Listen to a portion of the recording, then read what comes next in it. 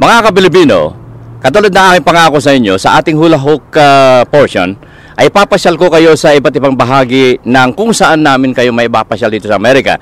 Nasa harapan po kami o nasa likuran ko ang DreamWorks Production na lalong kilala na pag-aari ng bantog na si Steven Spielberg.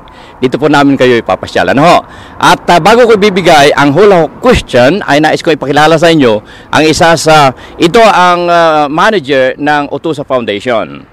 At siya rin ay kasama natin sa Facebook, si Carlos Antonio. Batiin mo ang iyong mga ka-Facebook, Ginoong Antonio. Maraming pong salamat, Ginoong Kuya Manny.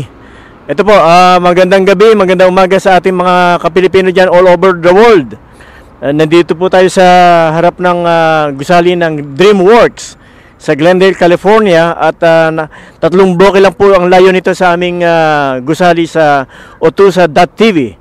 Wow, 3 blocks away from here, andun ang aming studio sa Bandaron.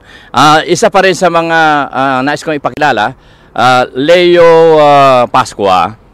Ito'y mayroon siyang ginagamit na Facebook by the name of Norman Pascua. Batiin mo ang ating mga ka-Pilipino sa iba't ibang bahagi ng mundo.